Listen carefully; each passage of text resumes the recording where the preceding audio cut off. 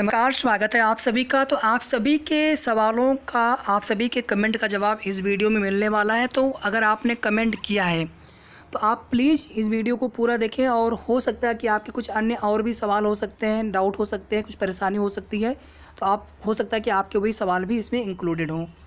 चलिए तुरंत शुरू करते हैं यहाँ पर। और आप ये समझ लीजिए कि आपका डीबी नहीं बल्कि मेरा अपना स्वयं का डीबी है, और अगर सबका डीबी अच्छे से हो गया, किसी अगर एक को भी अगर डीबी में समस्या होती तो हमारी पूरी मेहनत बेकार है। इसलिए आप सभी का डीबी अच्छे से होना चाहिए। कोई भी एक छोटी से भी अगर आपके मन में कोई डाउट हो, कोई मिस्टेक अगर आपसे हो रही हो, अभी भी समय है, उसको आप तुरंत ठीक कर लीजिए। कोई भी आपके मन में छोटा सा भी सवाल हो, आप कमेंट करने में, पूछने में बिल्कुल भी आप संकोच ना करें। देखिए, मेरिट को लेकर के अभी हम बात नहीं करेंगे, अभी केवल और केवल डीबी पर फोकस करें सभी। निवास प्रमाण पत्र में मम्मी के नाम मिस्टेक है, आप एफिडेविट बनवा लीजिए। जिन बच्चों ने रोल नंबर में गोला भरने में गलती की है, ये शायद ओएमआर शीट की आप बात कर रहे हैं, तो रिजल्ट तो आया है। फिर जिनका रिजल्ट नहीं आ पाया है, जिनका ओएमआर रिजेक्ट हुआ होगा, फिर वो अलग मैटर है।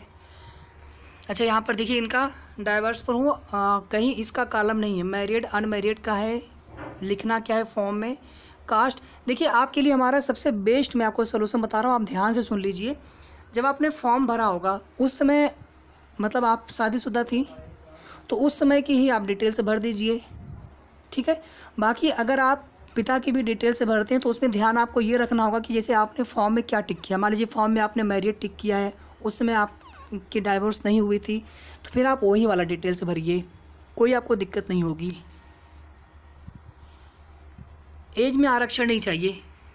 देखिए, आपके जो डॉक्यूमेंट्स हैं आप उन्हें लगाइए, जो चीज़ें आपने फॉर्म में भरा है। जैसे अगर आप संविदा कर्मी हैं या आप जाति कैटेगरी आपने सेलेक्ट किया है, तो उसका आप जाति प्रमाण पत्र आप प्रस्तुत करिए। अगर आपको चाहिए होगा तो देंगे, नहीं अगर आपको आवश्यकता होगी, आपकी एज अभी कम है, 40 साल के अंदर आप हैं, तो फिर उसमें आपको एज रिलैक्सेशन का कोई मतलब नहीं होता है, उसको आपको। और जो भी आपको चारों प्रपत्र भरने हैं, देखिए जो स्व घोषणा पत्र बहुत आसान है, चारों प्रपत्र कैसे भरना है हमने पूरी डिटेल्स में आपको चीज़ें बता दी हैं, और एक बार उसको हम वेरीफाई करेंगे आप सभी के साथ, ठीक है। एक बार हम लोग फिर से पूरा जो है चारों प्रपत्र एक बार हम लोग क्रॉस चेक करेंगे कि आपने क्या भरा है, हमने क्या बताया था, और बल्कि जो आपने भरा है ना, वो हम कोशिश करेंगे कि मेल पर मंगाएंगे आप सभी से, और एक बार उसको हम चेक करेंगे कुछ लोगों का, और उसी के आधार पर जो है हम फिर बाकी की चीज़ें बताएंगे। सभी के लिए होगा, आप सभी उसको देख लेना। तो जिन लोगों ने, आप फॉर्म भरने में बिल्कुल भी जल्दीबाजी न करें। जो भी आपको कॉलम, जो भी आपको रो, जो भी आपको उसमें समझ में ना आए चीज़ें, उसे आप ब्लैंक छोड़िए, उसे आप बाद में भर देना। और हमने कहा था जब आप प्रिंट आउट निकलवाएंगे ना चारों प्रपत्र का, प्लस आपका एक जो स्व घोषणा पत्र है और अभिलेख सत्यापन, टोटल 6 हो गए, तो इनकी भी आप 2-2, 3-3 जो है फ़ोटोकॉपी करा लीजिएगा। और ध्यान रहे, जब इनको आप भर लेंगे ना, तो वापस से इनकी फ़ोटोकॉपी करवानी है आप, और उस फ़ोटोकॉपी यानी उस फ़ोटोकॉपी प्लस आपके जितने भी मूल अभिलेख हैं, सबकी फ़ोटोकॉपी को आपको स्व प्रमाणित करना है। और एक चीज़ तो बिल्कुल क्लियर हो चुका है कि जो फ़ोटो आपका है सादे पेज पे चिपकाइए, साइन कर लीजिए, बात खत्म हो गया। स्व प्रमाणित नीचे अपने डिटेल्स लिख डालिए, उसमें आप कहीं से भी आप कराने के चक्कर में परेशान मत होइए। और जो डॉक्यूमेंट्स आपको कहीं मांगा नहीं गया है, मैरिज सर्टिफिकेट, फिटनेस सर्टिफिकेट, चरित्र प्रमाण पत्र, ये सब चीज़ें ऑलरेडी आपका यहाँ पर मांग लिया गया, सब कुछ बहुत वेरीफाई आपको कराया जाएगा हर स्तर से। इवन देखेंगे जो चारों फॉर्म भरने हैं उसमें एक से अधिक जीवित पत्नियाँ ना हो, जो आपके पति हैं, और आपके एक से अधिक जीवित पति नहीं होने चाहिए। मतलब सब कुछ बहुत बारीकी से एक एक डिटेल से आपसे भरवाया जा रहा है, फिर आपको अलग से आप किसी डॉक्यूमेंट के चक्कर में क्यों पड़े हैं, ठीक है। तो परेशान मत होइए। और जो आपका डेट ऑफ बर्थ है, 10वीं का जो आपका सर्टिफिकेट है, वही आपका बर्थ सर्टिफिकेट है, जन्म प्रमाण पत्र है, ये भी हमने आपको बिल्कुल क्लियर कर दिया था। संविदा कर्मी जो है, आपको QR कोड वाला ही डिजिटल अनुभव प्रमाण पत्र बनवाना है। उसके अलावा आप bank statement, digital health society वाला पंजीकरण, उन सब चक्करों में आप क्यों पड़े हैं, नहीं चाहिए आपको। किसी का कमेंट भी है कि हम गए थे वहाँ पर CMO ऑफिस, तो बोले कि अब आपको क्यों चाहिए वो सब चीज़ें अलग से। QR कोड वाला जो डिजिटल अनुभव प्रमाण पत्र है वही आपका वैलिड होगा, वो आपका डॉक्यूमेंट्स तैयार हो गया है अनुभव प्रमाण पत्र का, अब आपको उसमें कुछ और नहीं लगाना है, ठीक है। बाकी आप लगाएं, ठीक है, लेकिन आप देखेंगे उसकी नोटिस बाद में आई थी। पहले जब ये था कि CMO स्तर सही रहेगा तो उसमें अन्य चीज़ें भी मांगी गई थी ताकि आपके ईयर को काउंट किया जा सके। लेकिन जब डिजिटल अनुभव प्रमाण पत्र आपका बन जा रहा है QR कोड वाला, फिर उसमें आपको अलग से कुछ लगाने की आवश्यकता नहीं है। जब मैंने पेट का फॉर्म फिल किया था तब हमारी एज एबव 40 थी और मैं संविदा पर कार्यरत हूँ, तो उसमें एक ऑप्शन था कि you are government ex government employ. तो हमने एस कर दिया, अपनी संविदा वर्ष फिल किया है, ये सही है क्या? देखिए संविदा वाला कॉलम और एक्स गवर्नमेंट वाला कॉलम, ये दोनों कॉलम अलग अलग थे क्या? थोड़ा सा आप प्लीज़ कंफर्म कर दीजिए। अगर दोनों कॉलम अलग थे तो संविदा वाला कॉलम आपको यस करना था, उसमें संविदा का ईयर भरना था। अगर उसमें कुछ गलती भरी है आपने तो उसका भी आपको एफिडेविट लिखवा लेना है। एफिडेविट एक ऐसा प्रमाण पत्र होता है जिसको हर स्टेट गवर्नमेंट और केंद्र सरकार को मानना होता है। एक ऐसा सरकारी दस्तावेज होता है, उसमें उसको पूरी तरह से कानूनन उसको वैलिड किया गया है। तो एफिडेविट आप कोई भी आपसे गलती हो, आप उसका एफिडेविट एक ही में सभी गलतियों को आप ज़रूर लिखवा लीजिएगा। ये आप मत सोचना कि इसको छोड़ दे तो चल जाएगा, छोटा सा काम है, आप फालतू का घबरा रहे हैं उसमें, कैसे बनेगा? आप जाएंगे कचहरी ना, इतना आसानी से बन जाएगा कि आपने विश्वास नहीं किया होगा। UPSSC आयोग चेयरमैन को समक्ष करके बनवा लीजिए अपना, ठीक है, बहुत आसान है। तो अगर आपने एक्स गवर्नमेंट नहीं करना था, कर दिया है एस, तो आप इसका एफिडेविट ज़रूर बनवा लीजिएगा, दिक्कत आपको हो जाएगी। हो सकता है ना हो, लेकिन अगर हो जाएगी तो फिर आप क्या करेंगे? ANM का जो अभी रिजल्ट आया है वो भी बिल्कुल लगाना है। रिजल्ट ही नहीं, ANM जो फॉर्म भरा होगा आपने ना, वो आवेदन पत्र या एडमिट कार्ड वो सब भी आपके पास हो तो अच्छा है। रिजल्ट तो मस्ट है, बिना रिजल्ट प्रिंट आउट, क्या आपने निकाला नहीं क्या प्रिंट आउट अभी तक? तुरंत निकाल लीजिए अभी अगर समय हो, नहीं तो कल सुबह आप जाकर के तुरंत निकालिए इसको। PET का स्कोर कार्ड, ANM का रिजल्ट, जितने आपको हमने डॉक्यूमेंट की लिस्ट दिखाई है ना, उसमें 2-3 चीज़ें जो हमने लास्ट में बताई थी कि जो आपको आवश्यक नहीं है, तो उसके लिए आप परेशान मत हुई। बाकी जितना हमने आपको लगभग 29 हमने आपको बताया, उसमें है 30 मान लीजिए इसको, क्योंकि किसी किसी पॉइंट में हमने 2-3 डॉक्यूमेंट्स एक ही में लिख दिया है, तो 30 से भी ज़्यादा डॉक्यूमेंट्स टोटल है। इसके जस्ट पहले वाला वीडियो है, अगर आपने वो, इसके जस्ट पहले नहीं, इसके पहले वाला है, ठीक है। अगर आपने वो वीडियो ना देखा हो तो जा करके आप ज़रूर देख लीजिएगा, ठीक है। आप कह रहे हैं ANM का रिजल्ट नहीं लगाएंगे, बताइए उसकी बिना कैसे वेरीफाई होगा आपका? मतलब ऐसी गलती आप लोग बिल्कुल भी मत करिएगा, सारी मेहनत बेकार हो जाएगी, आपकी भी और हमारी भी। अभी हम मेरिट पर कोई बात नहीं करेंगे, ठीक है, प्लीज़ आप नाराज़ मत होइएगा, लेकिन अभी हम मेरिट पर कोई बात नहीं करेंगे। अभी केवल हम DB पर फोकस कर रहे हैं यहाँ पर, ताकि सभी के कमेंट भी यहाँ पर हो जाए। जी बिल्कुल, हम आप सभी के लिए मेहनत कर रहे हैं। अगर आपका DB अच्छे से हो जाएगा तो हमारी मेहनत सफल हो जाएगी। प्रपत्र नंबर 1 में 6 नंबर में पिता का लिखे या पति का, अगर आपने फॉर्म भरने में मैरिड, अगर आप उस समय थी, बाद में शादी हुई है, अभी इस समय अप्रैल मई में जून में अभी हो रही हो, तो आपको नहीं करना है, पिता वाला ही, पिता का ही आप सब भरिए। लेकिन अगर फॉर्म में आपने मैरिड है, वहाँ पे आपने अगर बोला है कि हम शादीशुदा है, तो फिर आपको पति वाला वहाँ पे आप डिटेल से भर दीजिए। जाति प्रमाण पत्र तो अभी भी आपको पिता वाला ही लगाना है। ध्यान रहे, जाति, निवास, ANM का रिजल्ट, ये सभी मतलब भले वो रिजल्ट आपका बाद में प्रिंटेड हो सर्टिफिकेट। अच्छा एक चीज़ ध्यान से देख लीजिए, बहुत इंपॉर्टेंट है। मान लीजिए आपके पास ANM का रिजल्ट नहीं है, सर्टिफिकेट नहीं है, सॉरी ANM का सर्टिफिकेट नहीं है। ये कमेंट किसी का आना चाहिए था लेकिन आया नहीं, शायद आया हुआ है। अगर आपके पास ANM का सर्टिफिकेट जो मेल पे आता है ना, मेल पर, वही आपका वैलिड है, उसी का आप निकलवा लीजिए कलर में प्रिंट आउट, वो तो आपका ओरिजिनल की तरह होता है जो ऑफिशियली मेल आता है। तो अगर आपके पास ANM का मार्कशीट है लेकिन उसका सर्टिफिकेट अगर आपको नहीं मिला है, तो आप तुरंत प्रोविजनल बनवा लीजिए। और मैं आपको बता दूं एक चीज़, ये जो DB के नोटिस जारी हुई है उसमें लिखा है कि अगर ANM का सर्टिफिकेट ना हो तो प्रोविजनल बनवा लीजिएगा। आप लोगों ने ध्यान दिया कि मैं एक एक लाइन पढ़ता हूँ, अच्छे से आपको बताने का प्रयास करता हूँ। अगर आप वीडियो स्किप किए होंगे तो आप नहीं देख पाए होंगे, ठीक है। ANM का अगर सर्टिफिकेट ना हो, डिप्लोमा वाला सर्टिफिकेट ना हो, तो आप इसका प्रोविजनल ज़रूर निकलवा लीजिएगा। बाकी जो आपको अन्य डिटेल्स भरनी है फॉर्म में ना, स्नातक का, परास्नातक का, वो आपकी इच्छा, आप भरें, अगर आप हैं तो भर दीजिए। लेकिन जितना आवश्यक है डॉक्यूमेंट्स, 10वीं 12वीं ANM, ये सभी तो आपको लगाना है। बाकी डॉक्यूमेंट्स आपको थोड़ी मांगा है स्नातक का, वो फॉर्म में भरना है, भर दीजिएगा उसको। अगर मेरे पास ना पुराना हो ना नया बन पा रहा हो पिता पक्ष वाला, तो क्या मुझे रिजेक्ट कर दिया जाएगा? देखिए भैया, पुराना तो आपका चाहिए 5/1/2022 के पहले का, नया तो आपका वैसे भी चलेगा नहीं। वो तो केवल हमने आपको इसलिए कहा था कि बनवा लीजिए, क्या पता कब कहाँ पे क्या ज़रूरत पड़ जाए, ठीक है। तो आप कोई पुराना ढूंढिए, 5 साल 10 साल पुराना हो तो भी आप निकालिए ढूंढ के उसको, ठीक है। अगर आप पुराना नहीं दे पाएंगे तो कैसे वेरीफाई करवाएंगे कि आप उस कैटेगरी के हैं?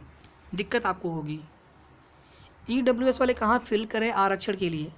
EWS में कौन सा आरक्षण? आपका कोई कैटेगरी वाइज आरक्षण होता नहीं है, आप EWS वाला ही कॉलम भरिएगा उसमें। एक बार हम ना जितना प्रपत्र जो भरना था, एक बार थोड़ा सा हमें ध्यान नहीं आ रहा कौन कौन से पॉइंट है, एक बार उसको हम क्रॉस चेक करेंगे, वेरीफाई करेंगे। अच्छा, email ID हमारी आप सभी के पास पहुँच चुकी होगी, आई होप। अगर आपने अपने फॉर्म फिलअप कर लिया, हालांकि दिक्कत आपको होगी थोड़ा सा, लेकिन फ़ोटो खींच के फिर आपको हमें भेजना पड़ेगा, ठीक है। आप चाहे तो भेजना, अदरवाइज हम बाद में उसको चेक कर लेंगे। एक बार आप सभी से जितना मिल पाएगा उतना हम 2-4 मंगा के फिर एक बार उसको वेरीफाई करेंगे, चेक करेंगे आपका, और प्लस उसी के आधार पर सभी के लिए हम जानकारी वहाँ पे प्रोवाइड कराएंगे। मैं पहली बार देख रहा हूँ कि इतना मतलब ज़्यादा इसमें जो है डीबी में इतना मतलब किया जा रहा है UPSSC की तरफ से। जो आपको कॉलम समझ में ना आ पाए उसे प्लीज़ आप छोड़ दीजिएगा, मैं आपको फिर से बताऊँगा। जो प्रसूति वाला है 6 महीने का, आप देख लीजिएगा ना आपके वो उसमें इंक्लूडेड है क्या, नहीं है तो आप उसका एक लेटर लिखवा लीजिएगा अपने इंस्टीट्यूट से, वो आवश्यक है, ठीक है। बाकी होना चाहिए आपके उसमें। और थोड़ा सा हमें आइडिया नहीं लग पा रहा है कि उसमें आपका कैसा होता है मार्कशीट, कैसा आपका होता है सर्टिफिकेट, थोड़ा सा आप देख लीजिएगा उसको प्लीज़ अपने स्तर से। वो छूटना नहीं चाहिए, कोई भी डॉक्यूमेंट छूटना नहीं चाहिए। डिस्ट्रिक्ट हेल्थ सोसाइटी वाला आपको नहीं चाहिए, आपने बनवा लिया ना QR कोड वाला डिजिटल अनुभव प्रमाण पत्र, ना तो बैंक स्टेटमेंट, कुछ भी नहीं चाहिए आपको। आप इसके लिए डीबी तुरंत बनवा लीजिए, पूछिए मत भैया। कास्ट सर्टिफिकेट पिता की तरफ का है बट 2/6/2022 का है, पुराना निकालिए, पुराना पिता वाला कोई हो, नया वाला मान्य नहीं करेंगे वो लोग। मार्कशीट में पिता का नाम जो फॉर्म भरा था उसमें भी पिता का नाम, जबकि निवास पति के नाम से है, कोई दिक्कत नहीं है। बस आपने जो एड्रेस फॉर्म में भरा हो उसी का निवास होना चाहिए, क्योंकि आपने जो फॉर्म में अपने डिटेल भरे हैं ना उसी से वेरीफाई किया जाएगा। और वही डिटेल्स आप जो आपका प्रपत्र भरना है इस समय, वही डिटेल्स आप यहाँ पे भरें। आप आपकी सिचुएशन से नहीं, जो आपने फॉर्म भरते समय जो भी आपने डिटेल्स भरी हैं, पिता का तो पिता का, पति का तो पति का, वही डिटेल्स आप यहाँ पे भरें। केवल जाति प्रमाण पत्र आपको पिता वाला चाहिए, बाकी सारे जो भी डिटेल्स आपके हैं वो पति वाला हो, कोई दिक्कत नहीं है। अच्छा, आपका इंटरकास्ट मैरिज है, अच्छा, तो आप एफिडेविट बनवा लीजिए, आपका हो जाएगा, ठीक है। एफिडेविट आप बनवा लीजिए।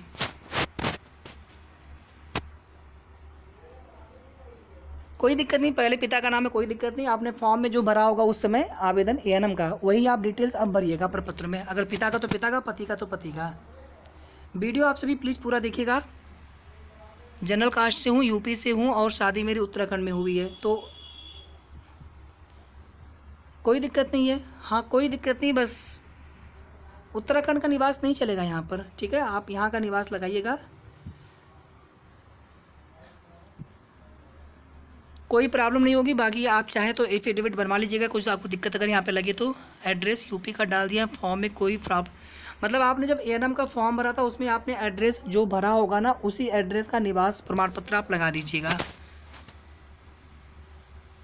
डेट ऑफ बर्थ में मिस्टेक है, आप एफिडेविट बनवा लीजिएगा। ID कार्ड मेल, हाँ जी ठीक है, बिल्कुल वो चलेगा, ठीक है। चरित्र प्रमाण पत्र कहाँ बनवाना है, जो चीज़ें आपको नहीं मांगी गई हैं उसके लिए आप क्यों परेशान हैं। सारे प्रिंट आउट निकलवा के आप अपने हाथ से भर दीजिए, ठीक है। हमने तो आपको बताया है सब, आप प्रिंट आउट निकलवाइए, 2-3 कापी उनकी और रखिए आप, ताकि कोई गलती हो तो फिर आप दूसरा फिर निकलवाने जाएंगे प्रिंट आउट, आप फोटो कापी रहेगा तो आप उस पर भर लीजिएगा। अगर किसी पे गलत हो गया तो सबका प्रिंट आउट निकलवा के उसको भरिए, भरने के बाद फिर से उसका फ़ोटो कापी कराइए, और दो फोटो कापी कम से कम आप सेल्फ अटेस्ट कर लीजिए, स्व प्रमाणित अपना सिग्नेचर कर लीजिए उस पर, ठीक है। स्व प्रमाणित का मतलब इतना हो गया बस। बाकी सभी आपको, संविदा वालों का NOC क्यों लगेगा, स्टेट और सेंट्रल गवर्नमेंट के लिए बस NOC है।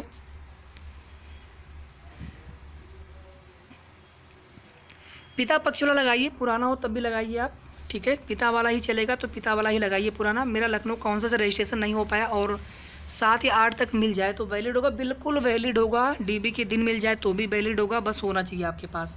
शादी होने के बाद पिता पक्ष का एड्रेस लगाया या पति पक्ष का एड्रेस। आपने फॉर्म भरते समय आपकी शादी हो गई थी क्या, अगर हो गई थी तो उस समय आपने मैरिड टिक किया होगा तो आप पति वाला डिटेल से भरिए। जो आपने डिटेल्स फॉर्म में भरा होगा ANM के जनवरी में या दिसंबर लास्ट में, वही डिटेल्स आप अपने प्रपत्रों में भरिए। ऐसा नहीं कि अब शादी हो गई तो हम सारी डिटेल्स आप चेंज कर दें, ऐसा नहीं। बैंक स्टेटमेंट आपको नहीं चाहिए, ठीक है। हमारा यूपी के रजिस्ट्रेशन के साथ जो आइडेंटिटी कार्ड आया था वो, ID कार्ड तो कहीं पर मांगा नहीं है, ठीक है। एक स्टेट यूपी स्टेट काउंसिल वाला ANM का रजिस्ट्रेशन होना चाहिए, ANM का अपना खुद का जो है आपका मार्कशीट और सर्टिफिकेट होना चाहिए। सर्टिफिकेट ना हो तो प्रोविजनल होना चाहिए सॉरी। एफिडेविट आप अपने ज़िले के तहसील से या तो कहीं से भी आप बनवाएंगे मान्य होता है, बाकी आप अपने तहसील से बनवा लीजिएगा। संविदा वालों को NOC क्यों लगेगा, जिसके पास ANM की डिग्री नहीं है, तो हाँ देखिए बहुत अच्छा सवाल है। आप प्रोविजनल बनवाइए, प्रोविजनल बिल्कुल मान्य होगा, कोई दिक्कत नहीं होगी, ये मेरी गारंटी है। और इतना छोड़िए, जो डीबी की नोटिस अभी आई है ना, उसमें लिखा है कि अगर सर्टिफिकेट ना हो, डिग्री ना हो, तो आप प्रोविज़नल बनवा लीजिए। एएनएम का रिजल्ट देखिए, आपका तो रिजल्ट ही बाद में आया था, तो मान्य नहीं होगा फिर वो। कास्ट सर्टिफिकेट पुराना है तो एफिडेविट कहाँ से बनवाए? पिता के साइट की तहसील से, कहीं से भी बनवाइए। आप जहाँ वर्तमान में निवास करते हैं ना, आप वहीं की तहसील से बनवा लीजिए। बस उत्तर प्रदेश के किसी भी जिले से, किसी भी तहसील से मान्य होगा, आप अपने तहसील से बनवा लीजिए कहीं से भी। इसके लिए आपको बिल्कुल परेशान नहीं होना है। पिता का एड्रेस डाला था, कोई बात नहीं, वही एड्रेस आपको अब प्रपत्रों में भरना है, ध्यान दीजिएगा। अब पिता वाला ही डिटेल से भरिए। आधार निवास पति के साइट का है, कोई दिक्कत नहीं होगी, कोई उससे दिक्कत नहीं। बस ध्यान रखिएगा, ये जो निवास है, ये जो निवास अगर आप लगाएंगे ना, यही निवास आपने अपने फॉर्म में भरा होगा, एएनएम के फॉर्म में भरा होगा। ऐसा नहीं कि पिता वाला एड्रेस भरा हो और निवास आप पति वाला लगाएंगे, तो एड्रेस वेरीफाई कैसे होगा? आप खुद से सोचिए अपने से, जो फॉर्म में आपने डिटेल से भरी है उसी को तो वेरीफाई करेंगे ना आपके डॉक्यूमेंट से। ठीक है, बहुत सिंपल सी बात एकदम है। अच्छा, वही सेम सवाल है आपका, ठीक है। कुमारी से कोई दिक्कत नहीं है, कुमारी से कोई दिक्कत नहीं होती है। डेट ऑफ बर्थ तो हमने बता दिया आपका है, शायद कमेंट आपका रिपीट हुआ है। सर मेरा EWS न्यू बना है तो मान्य होगा? नहीं मान्य होगा आपका, 5/1/2022 के पहले का ही बोलेंगे। एएनएम का, अच्छा हमने आपको रिप्लाई भी किया था 2-3। देखिए, जो आपका एएनएम का जो मार्कशीट और सर्टिफिकेट है ना, उसमें सारी डिटेल्स होती हैं, उसमें अलग से आपको कुछ परेशान नहीं होना है। फ़ोटो गवर्नमेंट फ़ोटो आप खुद से कर लीजिए ना। जब मैंने आपको बता दिया कि या तो आप गवर्नमेंट वकील से आप मत करवाइए, क्योंकि जो बोला गया है या तो अपने संस्था के प्राचार्य से या फिर अपने HOD से, जो डिपार्टमेंट हेड होते हैं, या फिर उसमें कुछ लिखा गया ना विभागीय अध्यक्ष, हाँ विभाग अध्यक्ष मतलब डिपार्टमेंट, मतलब HOD हो गए, हेड ऑफ डिपार्टमेंट उसको बोलेंगे अंग्रेजी में। या फिर एक ऑप्शन उसमें और दे दिया था ना, हाँ गैजेटेड ऑफिसर से, या तो फिर खुद से कर लीजिए। तो आप खुद से कर लीजिए ना, फोटो चिपका के यहाँ पे साइन कर लीजिए अपना। साइन आपका फ़ोटो पर आना चाहिए थोड़ा सा, और फोटो ख़राब ना आपको, साइन भी आपका स्पष्ट दिखना चाहिए। ठीक है, सरकारी वकील से कोई मतलब नहीं है, जो बोला गया है बस उतना ही करवाइए आप। ठीक है, बहुत बढ़िया। यहाँ पे आपने, अगर आपको पता हो ना, आप लोग रिप्लाई कर दिया करिए एक दूसरे का। हाँ जी बिल्कुल, फॉर्म भर के ना उसकी वापस से फ़ोटोकॉपी करानी है, फिर उसको अटेस्ट भी करना है खुद से। जाति पुराना चाहिए ना? हाँ जी बिल्कुल, ठीक है। तो यहाँ पे देखिए कमेंट आपके पूरे हो गए। वीडियो थोड़ा सा बड़ा हुआ है, लेकिन उम्मीद करता हूँ कि वीडियो आप सभी पूरा देखे होंगे। और अभी भी अगर आपके मन में कोई भी सवाल हो, और ध्यान दीजिएगा जो प्रपत्र भरने हैं प्लस एक बार डॉक्यूमेंट हम ना एक बार सुबह वाले वीडियो में डिटेल में फिर से वेरीफाई करेंगे। और अच्छा, अगर आप लोग सबके पास अगर हमारी email ID हो, email ID हमारी देख लीजिए, इसके आगे @gmail.com देख पा रहे हैं आप सभी, ALLINONE781989। इस पर आपको बस जो आपने फॉर्म भरा होगा ना, प्रपत्र भरा होगा, आप उसको मेल करिए हमें, एक बार हम उसको चेक करेंगे, और कोई भी गलती होगी तो आपको बताएंगे। प्लस वो चीज़ें सभी के लिए होगी वीडियो के माध्यम से, तो सभी लोग अपनी वो गलती सुधार सकते हैं। कोई भी अगर आपको डाउट लगे ना, वो कॉलम छोड़ दीजिए, भरिए मत, या तो फिर आप दूसरा भर लीजिएगा फिर से। परेशान बिल्कुल मत होइए, वो चीज़ें आप, हमने कहा था ना, प्रिंट आउट आप निकलवाइए, उसका 2-3 फोटोकॉपी करा लीजिएगा। कोई गलती हो तो फिर दूसरा वाला भर लीजिएगा आप। ठीक है, तो उम्मीद करता हूँ कि आप यहाँ एक सेशन आपके लिए बहुत अच्छा रहा होगा, और हम लोग फिर मिलेंगे कल नेक्स्ट वीडियो में, सुबह वाले वीडियो में। जो भी महत्वपूर्ण सूचना होगी या फिर आपका जो भी प्रपत्र बनना है, सभी डॉक्यूमेंट्स को लेकर के। और वीडियो को आप सभी प्लीज़ लाइक कर दिया करें, शेयर कर दिया करें, ताकि सभी तक पहुँचे सही जानकारी।